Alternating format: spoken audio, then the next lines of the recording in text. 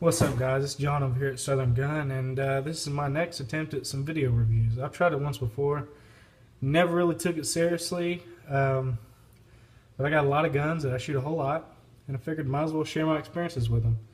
And I'm going to be honest with them, tell you the ones I like and don't like, and it's just my 2 cents. You can take it how you want it.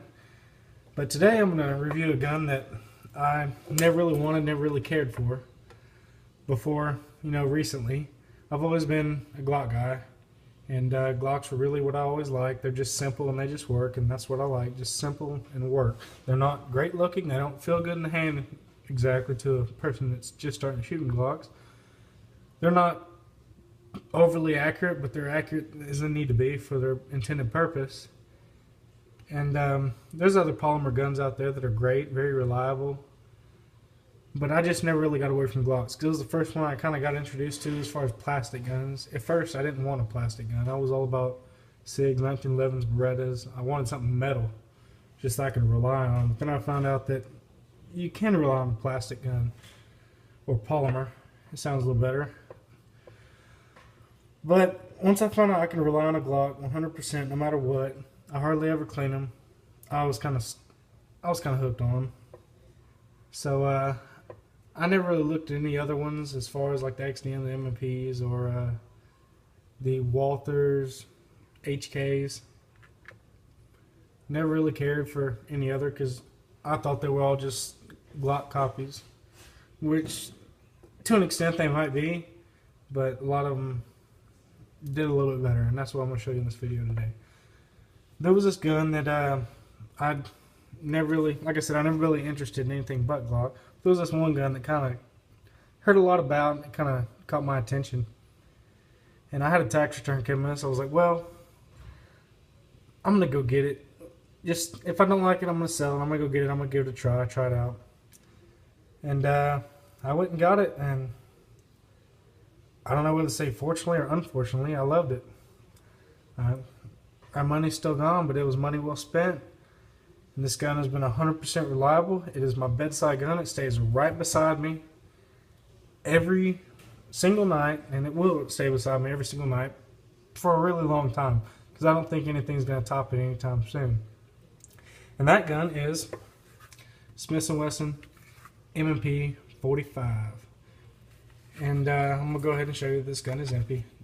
No magazine, nothing in the chamber. It's 100% clear. And anyways, get to start out with this gun. Like I said, I've always been a Glock guy. Here's my Glock right here. It's clear to you. It's kind of not supposed to be a Glock M&P comparison video, but that's probably what it's going to end up as, because don't they all? Anyways, this gun right here, like I said, I never really been interested in M&Ps. I read good reviews and I read bad reviews. And most of the bad reviews were very early on, like in 2005, 2006, when the 45 wasn't even out yet. It was on the 9s. But I finally decided to pick one up, and I've got probably 800 rounds to this gun, 100% flawless, 0 malfunctions. The cheapest ammo I could possibly find is what I've been shooting. Shooting hollow points too. This is actually my loaded mag because it is my bedside gun. I'm at home. I shoot the Winchester PDX Defenders. They're my favorite. They feel like they're the hottest of anything that my local gun shop sells. I've shot a lot of them. The Hornady ones are pretty hot loads. The big old flame and good recoil. These actually feel a little bit hotter. So that's what I got in here. They feed reliably, and there's no bells or whistles like the Hornadys, no little flex tip. They're just hollow points, and they work great. And anyways, back to the gun. I bought the gun, wasn't expecting a whole lot from it. Ended up being a fantastic gun, very reliable for me. Like, if I have a lot of guns, and if a gun gets dedicated to my nightstand duty, that's saying a lot, because there's not a lot of guns that I trust. If a gun only has one malfunction, I get rid of it. I know that sounds kind of ruthless and stupid, like, why don't you clean it? Why don't you send it back? I don't know. It's just in my head that one malfunction, what if it happens to happen again? And I know that's kind of dumb on my part. And I know all guns are going to malfunction. They're all mechanical pieces of equipment. They will malfunction at some point or another. But moving on from my OCD-ness and probably the most controversial part of this video. I got this gun, put I think it's 600 to 800 rounds to it, just to be honest. And I would never review a gun after 50 rounds, 1 box ammo. I put a good amount to it. I cleaned this gun one time, that was after 300 rounds. I just felt like it needed to be cleaned. I was going to try to run it without cleaning it. I always clean it straight out of the box. But I was going to try to run the whole 600 to 800 rounds through it without a cleaning, just see how it works. But I haven't. I wrote down to clean around 300 just because I'm pretty nitpicky about my firearms. And what really turned me on to this gun at first is, yes, it is very Glock-like. Some people call it a Gloppy Cat, Glock copy or whatever. And they wouldn't be wrong. Most polymer pistols do pretty much not copy, but very closely resemble the Glock. And one thing about the polymer pistols, especially the modern ones, they're very easy to take down. Very quick field strip. They all take down closely, pretty much the same. It's just 3 pieces, or 4, I guess. Recoil spring guide rod, that's 2. Your barrel, and then your frame. And I'll just go ahead and demonstrate that for you real quick. Like I said, it is unloaded. I'm gonna, over here, you're gonna flip this tab down. Once you light the slide light, you're gonna flip this tab down, and you're gonna let the slide forward. And this is my way. This is not the way Smith & Wesson recommends. Pull the trigger, slide comes off. That's it. Here's your recoil spring, your barrel. I don't feel like taking this apart. Recoil spring, your barrel, slide, and frame. I think I forgot to mention the slide when I was talking about a second ago. I'm gonna go ahead and show you the Glock. It's clear too.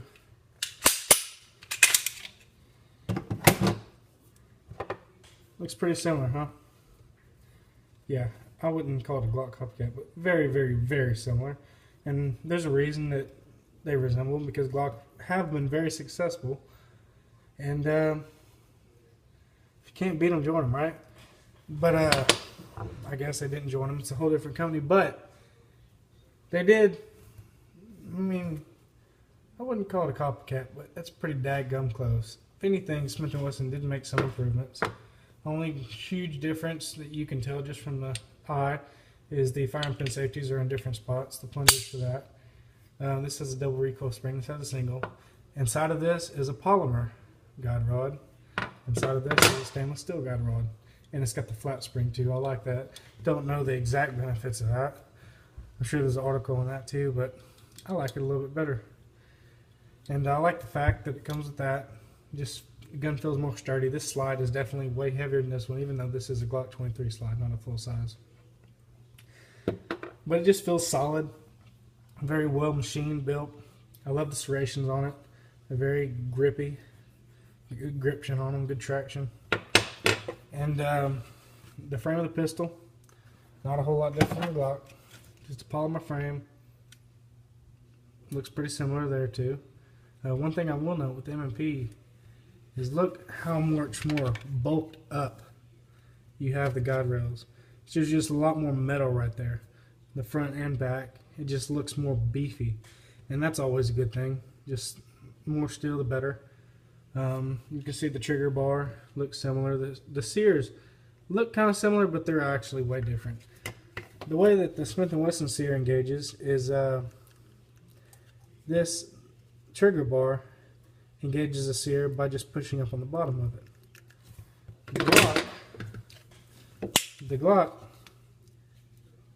it's a little bit different. The trigger bar is connected, actually is the sear. It's just a little flat piece of sheet metal, I guess you could say. It actually comes backwards, pulls the pin back, and then drops out of place. It's a little bit different. And that kind of attributes to the Glock having a little bit better trigger pull than the M&P. That's one of the people's biggest things about the M&P is the trigger pull is not exactly up to par with other striker firearms. We're going to go ahead and assemble it again. Very easy assembly. You just stick this back there, pull it back. Anyways, you pull it back, slide the slide back, lock the slide back, and flip it back up. I like to drop the striker. Nothing in it. I checked that several times. I like to drop the striker. It's just a habit with the Glock, like the trigger to the rear. Even though this trigger does not stay to the rear, it's just a habit. But they are really similar, and that kind of attributes to why the Swim & Mess and M&Ps are reliable, just as reliable as Glocks in my opinion. I know I read some bad reviews, but they were 2005, 2006, when there wasn't even a 45 out just yet. But man, this gun has really impressed me. If a gun gets dedicated to nightstand duty, that's saying something. Because I have a very low tolerance for malfunctions in guns. I have a very low tolerance for... I'm just real nitpicky, I guess, real anal about my weapons. And this gun right here has made me a believer in the Smith & Wesson M&P. The magazines are good quality, made out of metal. And yes, this one's loaded, because I'm at home. And a little bit different than Glock magazine. A lot of people say Glock mags are just plastic pieces of junk. They're not. They're made out of metal. You can see right there. You can see in there, it's made out of metal. It's just coated in polymer, which I think is better.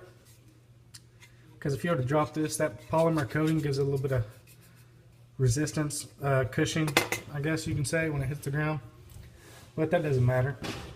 All your high-end guns like SIG, M&P, Beretta, XDM all have this type of mag, and it works, as we know.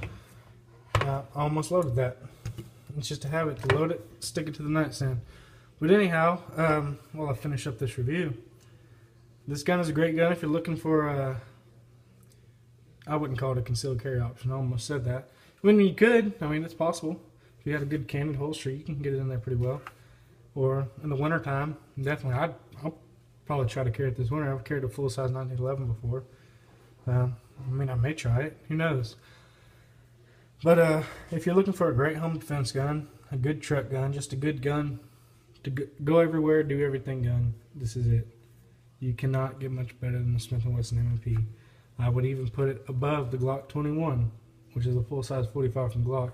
I would put it above there, probably because of the two things that are going to set it above Glock is the factory sights. I mean, these are painted. I did paint these, but they still come with very good sights, metal, big dot, decent sights, big 3-dot, and they're very ergonomic. The gun came with 3 straps. I left it on the medium one because it feels great to me. The tack rail, of course, it's got the 1913. Unlike Glock, Glock has its proprietary little Glock rail right there, and it mounts a stream light perfect. And the stream light's a great light as well. It's been on just about every one of my guns. It takes a licking and keeps on ticking. Been through hell and high water, still works. And that's about it. Like I said, if you're looking for a good gun to protect your home, your family, you cannot go wrong with this. It's a very powerful, big old 45. I mean, there's nothing not manly about a 45. Although, this is a 40. This is one of my carry guns. My main carry gun's a 40. This is the only 40 I have. I don't even have that much 40 ammo, except for carry ammo. I don't really know why I chose the 40 over a 9 or the 45. If they made a 45 this exact same size, identical, and I know Smith & Wesson M&P kind of does, but we'll go back to the Glock. If they made one a 45 this exact same size, and I'm talking a 30 either, I'd probably carry that. But back to the M&P. Like I said, this was not supposed to be an M&P versus Glock video. That's kind of what they all come down to, because this is what this was meant for. This was Glock's competition. It still is Glock competition. Some people call this the Glock killer. And it might just be the Glock killer. Anyways, thank y'all for watching. This is my first video in a while. First serious video about it. And I'm going to get better. I'm going to make a little more. I got plenty of guns to review. And I can't get any gun I want to. So I can't really take requests for guns to review. But I review the ones I have because I shoot the piss out of them.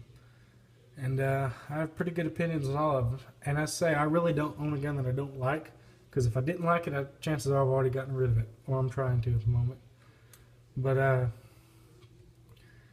great gun, you can't go wrong with it. Thank y'all for watching. This is John here at Southern Gun. You can subscribe if you want to. I ain't got that many videos yet, but I will.